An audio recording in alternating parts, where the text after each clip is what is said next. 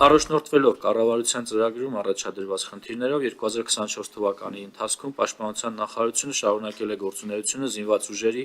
բարեփոխումների, պաշտպանական կարողությունների, ռազմատեխնիկական համագործակցության զարգացման, միջազգային ինտեգրման գործընթացների համադրման, արհեստավարժ բանակի անցման, ռազմական կրթության, ռեսուրսների համալրման, սոցիալական ապահովման և այլ ուղղություններով։ Չնայած հրադադարի ռեժիմի խախտման դեպքերի մասին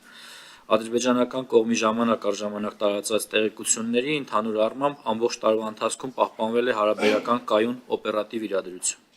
Հայաստանի Հանրապետության զինված ուժերում արմատական համակարգային բարեփոխումների իրականացման հիմնական ուղենիշների սահմանման նպատակով 2024 թվականի ընթացքում մշակվել, հավանության է արժանացել և հրապարակվել է բանակի կերպափոխման հայեցակարգը։ Մշակվել է նաև հայեցակարգից բխող գործողությունների ծրագիրը, ամբողջացում է հայեցակարգով սահմանված հանրայնացման ոչ ենթակա կերպափոխման գործընթացի բաղադրիչով բովանդակային նկարագրության մշակման աշխատանքները։ Ռազմատեխնիկական համագործակցության ուղղությունների բազմազանեցման արդյունքում սպառազինության և ռազմական տեխնիկայի արդիականացման և նոր նմուշների ձեռքբերման նպատակով կնքվել են սպառազինության և ռազմական տեխնիկայի միջոցների մատակարարման պայմանագրեր մի շարք ռեզիդենտ և ոչ ռեզիդենտ ընկերությունների հետ, շարունակվել են ինժեներական ամրաշինական աշխատանքները, իրականացվել են մշտական տեղակայման վայրերի կառուցման, վերանորոգման աշխատանքներ։ Եվրոպայում ԱՄՆ ցամաքային զորքերի հրամանատարության հետ համատեղ Հայաստանի Հանրապետությունում պլանավորվել և անցկացվել է արծիվ գործընկեր զորավարժությունը։ Շարունակվել է գործընկերային պաշտպանական համագործակցությունը Հունաստանի, ԱՄՆ-ի, Ֆրանսիայի, Վրաստանի, Հնդկաստանի, Ղազախստանի և այլ երկրների հետ ամենամյա երկկողմ պլանների շրջանակներում։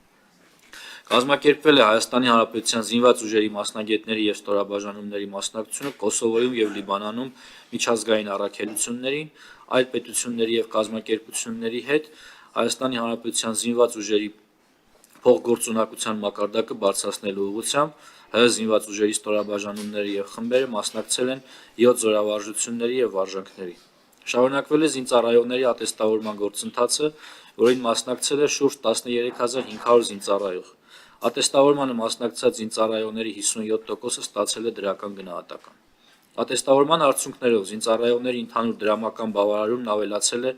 205 000-ից մինչև 470 000 դրամով։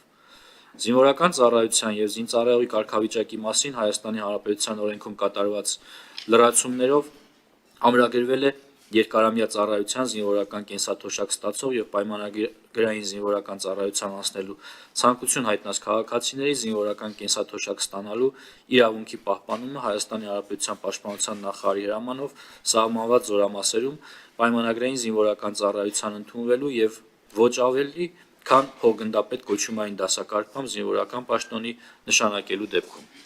Արհեստավարժ սերժանտների ինստիտուտի կայացման նպատակով նախաձեռնվել է օրենսդրական անհրաժեշտ փոփոխությունների փաթեթի մշակում, մեկնարկել են կորպուսի սերժանտների 8-ամսյա ծրագիրը և բրիգադների սերժանտների պատրաստման 6-ամսյա դասընթացը։ Որպես լրացում նշեմ, որ սույն թվականի մարտի 25-ին տեղի կունենա առաջին սերժանտների կոչումների շնորհման արարողությունը, որով և կտրվի մեկնարկը պրոֆեսիոնալ անձնակազմի մուտքը զինված ուժեր։ Զինված ուժերում մարտական պատրաստության գործընթացների վերանայման շրջանակներում աշխատանքներ են տարվել հրահանգիչների ինստիտուտի կայացման ուղղությամբ, իրականացվել է կրակային և մարտավարական պատրաստության հրահանգիչների պատրաստում։ Շարունակվել է ժամկետային պարտադիր զինվորական ծառայությունից պայմանագրային զինվորական ծառայության ներգրավելու պաշտպան հայրենյաց ծրագիրը։ Սրա թվերի մասին փակ մասում կխոսեմ։ Պահեստազորային պատրաստության համակարգի կատարելագործման համատեքստում ընդլայնվել է վարժական հավաքների անցկացման շրջանակը,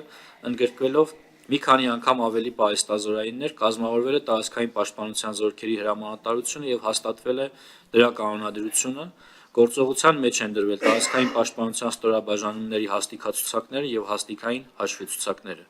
Զինված ուժերում կանանց ներգրավվածության մակարդակի բարձրացման նպատակով կատարված բարեփոխումների արդյունքում որպես առանձին ստորաբաժանում կազմավորված կանանց գումարտակում այս պահին կա էական համալրվածություն սպայական, ենթասպայական, պայմանագրային շարքային և ժամկետային զինծառայողների։ Հայաստանի Հանրապետության Պաշտպանության նախարարության Վազգեն Սարգսյանի անվան ռազմական ակադեմիան ընդգրկվել է Ռուհերի միջազգային ասոցիացիայի կազմում եւ ռազմական ակադեմիայի առաջին կուրսի ընդունվածների թիվը 2023 թվականի համեմատ էապես աճել է։ Մատչելի բնակարան պետական նպատակային ծրագրի շրջանակներում հիպոթեքային վարկավորման միջոցով բնակարան կամ բնակելի տուն ձեռք բերելու նպատակով 2024 թվականի ծրագրում առաջնահերթությամբ ընդգրկվել է 172 զինծառայող, ևս 328-ը ընդգրկվել է վիճակահանության արդյունքներով։ Բնակարան կամ բնակելի տուն ձեռք բերելու նպատակով 309 զինծառայողի հատկացվել է կանխավճար, որոնցից արդեն վարկային պայմանագրեր են կնքել 233-ը։ Հաշվետու ժամանակահատվածում պետական բյուջեի միջոցների հաշվին Պաշտպանության նախարարության կենտրոնական բնակարանային հանձնաժողովի կողմից 68 զինծառայողի տրամադրվել է բնակարանի գնման վկայագիր, 53 զինծառայող արդեն ձեռք է բերել բնակարան։